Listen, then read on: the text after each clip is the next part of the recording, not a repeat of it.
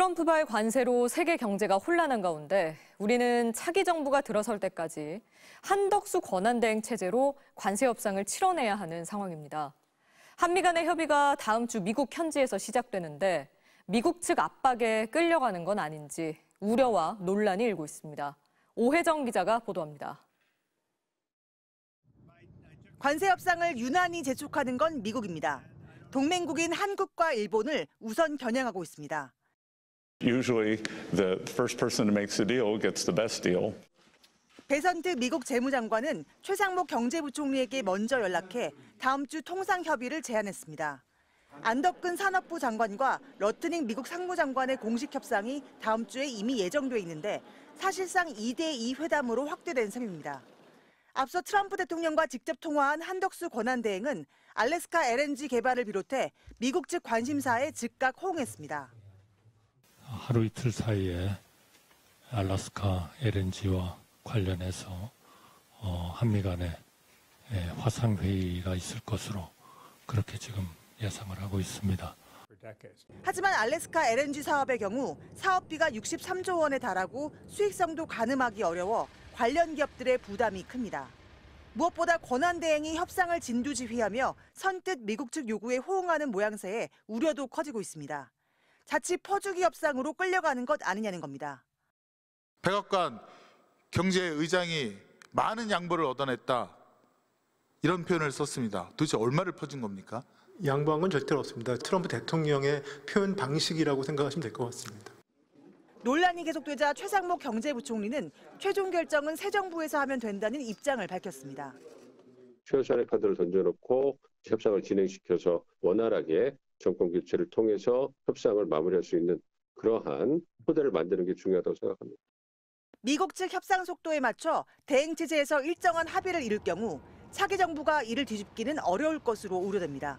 MBC 뉴스 오혜정입니다.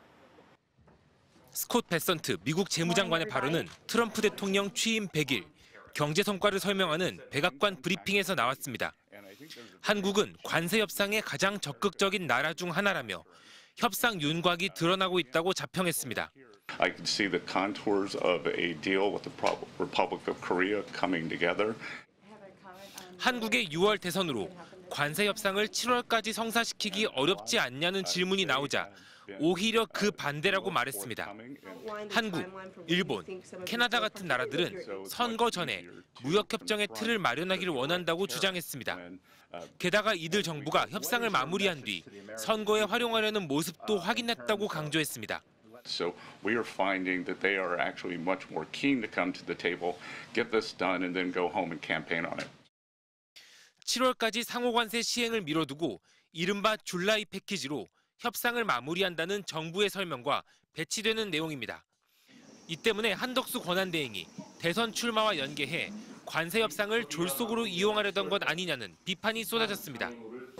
정부는 바로 해명 자료를 내고 대선 전에 통상협상 마무리를 언급한 사실이 전혀 없다고 반박했습니다. 100일을 갖다 홍보하는 자리이기 때문에 준비된 답변이라기보다는 국내용으로 말씀을 좀 하신 거 아닌가라고는 추정을 하고 있고요. 미국이 내부 여론을 의식하면서 한국 등의 조속한 협상 타결을 압박하려는 속내가 드러났다는 분석도 나옵니다. 베센트 장관이 한국이 빨리 와서 협상을 먼저 매듭 지어라라고 압박을 하는 것으로 보이고요. 상대국 흔들기로 협상을 주도하려는 미국 측의 의도적 발언인지 성과를 과시하려던 실언인지 논란은 계속될 전망입니다. MBC 뉴스 김건우입니다. 한미 고위급 통상 협의를 앞두고 한덕수 권한대행 국무총리가 영국 파이낸셜 타임즈와 인터뷰를 했습니다. 관세 등 무역 현안과 주한미군 방위비 분담 문제를 함께 논의할 수 있냐는 질문에 한 총리는 안보 문제를 논의할 명확한 틀이 없다면서도 사안의 성격에 따라 이미 바이든 행정부와 체결한 주한미군 주둔 관련 협정을 다시 논의할 의사가 있음을 시사했습니다. 이 같은 발언은 무역과 안보를 분리한다는 우리 정부의 기존 원칙과는 완전히 다른 겁니다. 트럼프 대통령은 지난 8일 한 총리와 통화 직후 경제와 안보를 아우르는 포괄적 협상, 즉 원스톱 쇼핑을 하겠다며 방위비 재협상을 압박했습니다.